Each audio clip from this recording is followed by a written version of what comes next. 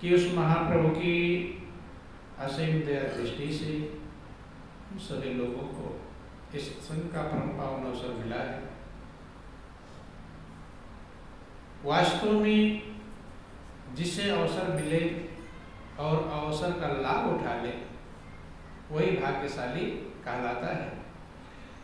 बहुत बार लोगों को अवसर मिलता नहीं और जिन्हें अवसर मिलता है वो लाभ उठा पाते नहीं। तो इसलिए महापुरुष कहते हैं वह अति भाग्यशाली है जो अवसर का, समय का लाभ उठाता है, कि जो समय पर समय को न समझा सही व्यर्थ अवसर गंवाने से क्या फायदा। तो आप लोग सुन रहे थे कि जब तुलसीदास ने रामचरितमानस की रचना प्रारंभ किया तो सबसे पहले उन्होंने गुण रूपी देवताओं की वंदना किया। किसकी? जो गुण हैं, वास्तव में जो देवी देवता कहलाते हैं वे गुणों के आधार पर ही उनके नाम रखे गए। गुण ही देवी देवता है। जिसके अंदर जैसा गुण है वैसा वो देवता या देवी कहलाता है।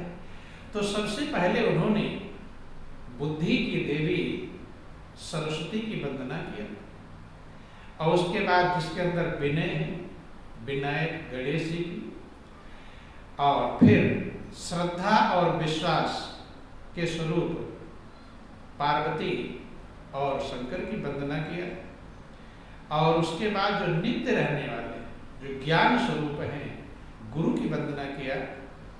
आगे उन्होंने वंदना किया है जो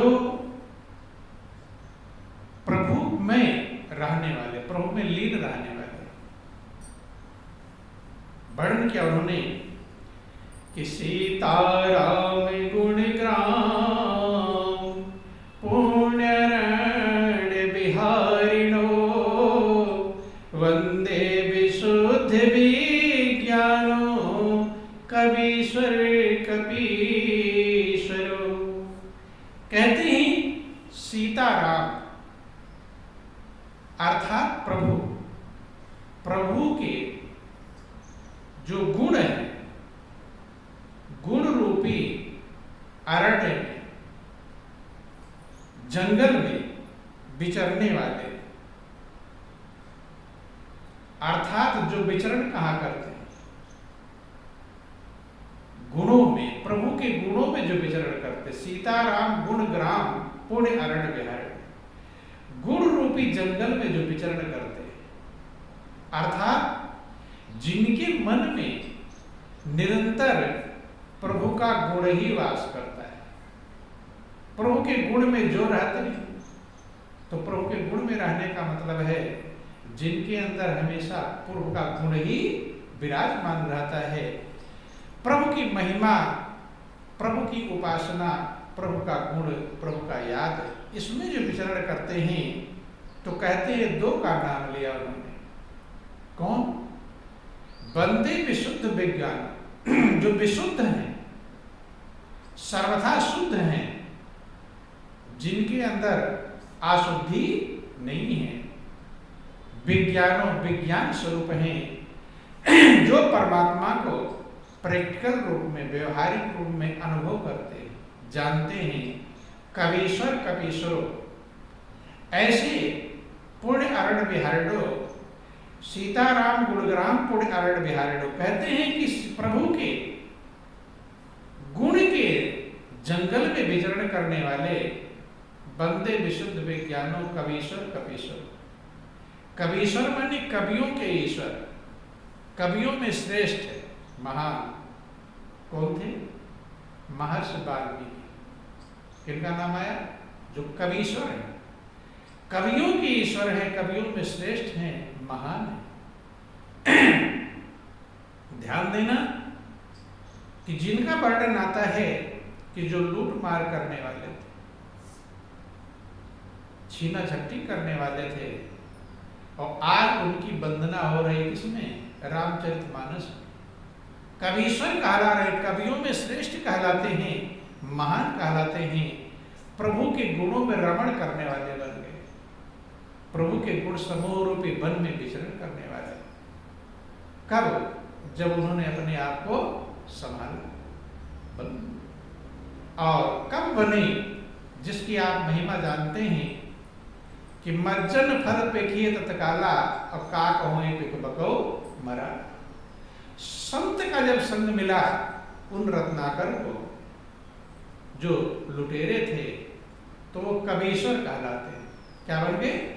महर्षि वाल्मीकि कहलाते हैं, और भगवान वाल्मीकि कहलाते हैं। स्वयं भगवान राम की अर्धांगिनी माँ सीता के गुरु कहलाते हैं। उनकी वंदना किया, और आगे कपीश्वरो, कपीश्वर माने कपियों में जो श्रेष्ठ हैं, हनुमान जी की वंदना किया। हनुमान जी को आप सुनते हैं कि निरंतर प्रभु के नाम रूपी गुणों में रमण करते हैं। क्या करते हैं? रमण करते हैं, निरंतर स्मरण करते रहते हैं। आप लोग हनुमान चालीसा में सुनते हैं कि नासै रोग हरे सब पीरा, और जपत निरंतर हनुमत वीरा। निरंतर प्रभु के गुण में, नाम में, स्मरण में, याद में लगे रहते हैं, इसलिए उनकी वंदना किया। वही वंदनीय होता है जिसका मन प्रभु में लगा हो, उसी की वंदना की जाती है, उसी की पूजा की जाती है, वो पूजनीय बन जाता है। आगे कहते हैं, आगे उन्होंने प्रभु की शक्ति की वंदना किया। किसकी वंदना किया? प्रभु की शक्ति। परमात्मा की शक्ति इस संसार का सृजन, पालन और संहार करती है।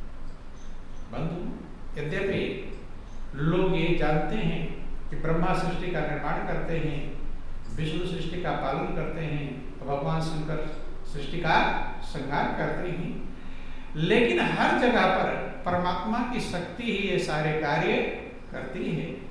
गुणों के आधार पर देवताओं का नाम रख दिया जाता है। आगे वर्णन आया कि उद्भव स्थिति संहार कारिणी, क्लेश हारिणी, सर्वश्रेयस्करी सीता, न तो अहम राम बल्लभाम। कहते हैं उद्भव, उद्भव का मतलब होता है पैदा करना, स्थिति का मतलब पालन करना, और संहार कालीन, संहार का जो शक्ति है, जो परमात्मा की शक्ति है, जो पैदा करती है, पालन करती है और संहार करती है, जो शक्ति सबके अंदर मौजूद है, सबके हृदय में वास करती है, कहते हैं, और वो क्लेशों को हरण करने वाली। क्या है? क्लेशों का हरण करने वाली है। सर्वश्रेयस करें, सब में जो श्रेष्ठ है, आपके अंदर सबसे श्रेष्ठ क्या है? जो आपके अंदर आत्मा रूपी शक्ति मौजूद है, उससे श्रेष्ठ आपके लिए कुछ भी नहीं। वही आपको जीवन चलाता है, उसी के रहने से आप पैदा हुए हैं, उसी के ना रहने से आप मृत्यु को प्राप्त हो जाएंगे, उसी के रहने से मौजूद हैं, पालन हो रहा है। तो वास्तव में परमात्मा की शक्ति जो कण-कण में, जर्रे-जर्रे में मौजूद है, वही उद्भव स्थिति संहार कारिणी, सर्व क्लेश हारिणी। आगे कहते हैं कि सर्वश्रेयस करें, समस्त श्रेष्ठ कार्यों को करने वाली, तब न तो अहम राम बल्लभाम, जो प्रभु की प्यारी। क्या है प्रभु की प्यारी?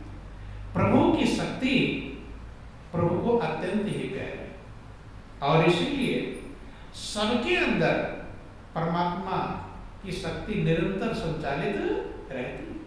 बंधु, वही सबसे कीमती चीज है जिसके रहने पर हमारे सारे संबंध कहलाते हैं, रिश्ता रिश्ता कहलाता है, जिसके हटने से सब गायब हो जाता है।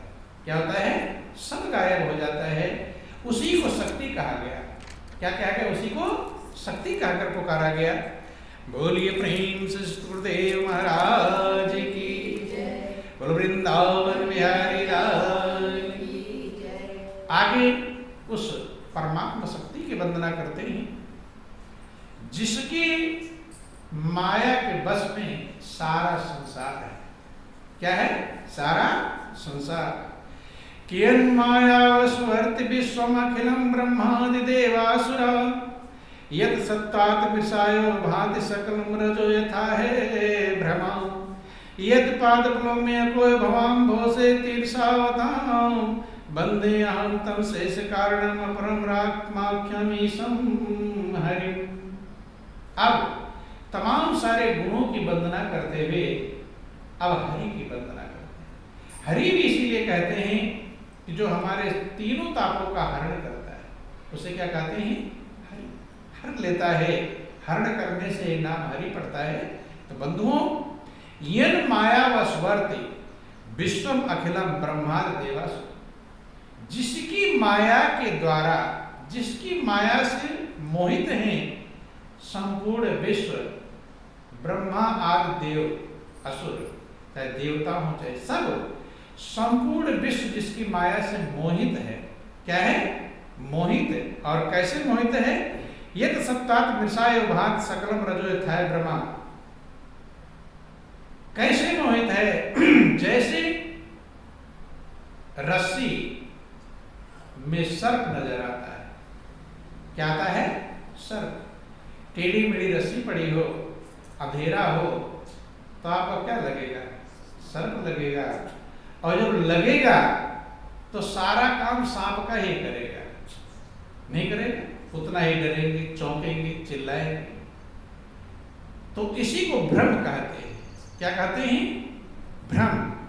तो कहते हैं यत् सत्वात् मृषायो भाति सकलम रजोयथाय भ्रमा। कहते हैं कि जिसकी सत्यता के द्वारा ये सारा संसार असत्य सा प्रतीत होता है, जैसे रस्सी में सर्प की कल्पना की जाती है, ऐसे ही सारा संसार है तो रस्सी, लेकिन हम क्या समझते हैं? उसे सर्प समझते हैं, अर्थात सत्य समझते हैं, है असत्य। इसको भगवान शंकर कहते हैं, माँ कहो मैं अनुभव अपना, सत हरि भजन जगत सब सपना। सपना कहकर पुकारा, मिथ्या कहकर पुकारा, लेकिन कहते हैं जिसकी माया से मोहित होकर हमें असत्य भी सत्य जैसा ही लगता है। और इसीलिए सारे संसार के लोग रात दिन संसार को सत्य समझकर उसी में लगे रहते हैं, और जो सत्य परमात्मा है उसको सत्य समझ पाते नहीं। क्यों? यन माया वशवर्त, जिसकी माया से मोहित हो। आगे कहते हैं यदि पाद कलो मेकम भवान भोजेश तीर्थावता, कि जिनके चरण नौका के समान है। किसके समान है? नौका के समान। इस भवसागर के लिए, जो भवसागर से पार जाना चाहते हैं, ध्यान देना, कुछ लोग भवसागर से पार जाना ही नहीं चाहते हैं, उनके लिए नहीं नौका है। प्रभु का चरण उन्हीं के लिए नौका है जो भवसागर पार जाना चाहते हैं, जिनकी इच्छा है। तो कहते बंदे अहम तम शेष कारणम अपरम रामाख्यम ईशम है। जो कारणों के भी कारण है, जो कारण होता है उसके भी कारण है, ऐसे में हरि की वंदना करता हूं, जो सारे संताप को हरण कर लेते हैं। आगे वर्णन किया कि नाना पुराण निगमागम सम्मतम यदि रामायणो निगदितम क्वचितन्न तोपि स्वांता सुखाय तुलसी रघुनाथ गाता भाषा निबंधम अति मंजुलम तनोति। अब तुलसीदास ये वर्णन कर रहे हैं कि मैंने ये रामचरितमानस की रचना किस लिए किया, क्यों किया, लक्ष्य क्या था मेरा। तो ध्यान देना, सब लोग जिस कार्य के लिए करते हैं, आप भी जो कुछ भी कार्य करते हैं, उसके पीछे एक लक्ष्य है, ताकि आप सुखी हो जाए। क्या हो जाए? तुलसीदास कहते हैं कि जो मैं रामचरितमानस की रचना किया, स्वांता सुख है, अपने अंतःकरण के सुख के लिए। तुलसी रघुनाथ गाथा, ये रघुनाथ की जो गाथा है, ये रामचरितमानस की जो रचना है, मेरे अंतःकरण सुखी हो गया। प्रभु की महिमा गा करके, प्रभु की चर्चा करके मेरा अंतःकरण को शांति मिल गया, सुख मिलेगा, आनंद मिलेगा। तो अपने अंतःकरण के सुख के लिए ये मैं भाषा निबद्धमत मंजलम तनो, इसको मैं भाषाबद्ध करूंगा, लिपिबद्ध करने जा रहा हूं। अर्थात किसके लिए? अपने अंतःकरण के सुख के लिए। और उसके द्वारा जितने लोगों को सुख मिल जाए वो अलग बात है। ध्यान देना, बोलिए प्रेम से गुरुदेव महाराज की, बोलो वृंदावन बिहारी लाल। जैसे उदाहरण आप सुनते हैं कि जब फूल खिल जाता है तो उसका लक्ष्य क्या है? खुद खिल गया है। जब खुद खिल गया है तो बहुत लोग उससे खुशी प्राप्त कर लेते हैं। ऐसे तुलसीदास कहते हैं कि जब मेरा अंतःकरण खिल जाएगा तो उससे ना जाने कितने लोगों को खुशी प्राप्त हो जाएगी। और आज कितने लोगों को खुशी मिल रही है? किससे? रामचरितमानस, उसके सिद्धांतों से। तो कहते हैं कि अपने मर्जी से नहीं, कुछ लोग विचार करते हैं कि संत महापुरुष अपनी मर्जी से कहते हैं, तो कहते हैं कि नहीं, कहने को बचा नहीं कहेंगे क्या? नहीं समझते। मर्जी तो तब रहेगी जब कहने को कुछ बचा हो। जो भी संत महापुरुष कहते हैं वो पहले ही कहा जा चुका है। क्या हुआ? कहा जा चुका है, पहले महापुरुषों ने कहा ही दिया है, और कुछ बचा नहीं है कि जो कहीं, तो अपनी मर्जी कहाँ रहेगी? अपनी मर्जी तो तब रहेगी दूसरे की जो मर्जी ना हो, फिर अपनी मर्जी हो। तो इसलिए तुलसीदास ने कहा कि ये मेरी मर्जी नहीं है, जो मैं कह रहा हूं ये मेरी मर्जी, कि नाना पुराण निगमागम सम्मतम यदि, जो तमाम प्रकार के पुराण हैं, निगम हैं, वेद हैं, शास्त्र हैं, उनकी जो सम्मति है, तो कहते हैं रामायण निकृतम कुचितम तो पे, रामायण इत्यादि में जो वर्णित है उस गाथा को मैं कह रहा हूं, वो चर्चा में कह रहा हूं। इसका मतलब क्या है?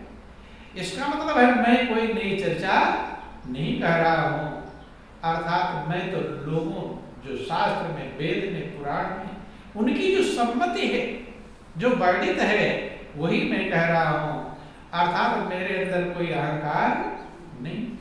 हर व्यक्ति विचार करता है कि मैं जैसा हूं ऐसा कोई दूसरा नहीं, लेकिन महापुरुष क्या समझाने का प्रयास कर रहे हैं कि जो लोग पहले कह चुके हैं, अर्थात मेरा कोई बड़प्पन नहीं है, अपने आप को छोटा समझ रहे हैं। कहते नाना पुराण निगमागम सम्मतम रामायण निगतम कुचितम तत्व शांता सुखाय तुलसी रघुनाथ गाथा भाषा निबंधम अति मंजुलम। उसको भाषाबद्ध करूंगा, इसको लिपिबद्ध करूं। बोलिए प्रेम से सुखदेव महाराज की, कि जो सुमिरत सिद्धि हो, गणनायक करिवर बदन, करऊं अनुग्रह सोई, बुद्धि राशि शुभ गुण सदन। कहते हैं जो सुमिरत सिद्धि हो गए, जिसके स्मरण करने से सिद्धि हो जाती है, अर्थात कार्य पूर्ण हो जाता है, सिद्ध हो जाता है। गण नायक करिवर बदन, गणों के जो नायक हैं और करिवर बदन है, हाथी के मुख वाले, अर्थात गणेश जी की वंदना करते। करुण अनुग्रह सोए, बुद्धि रास शुभ गुण सदन।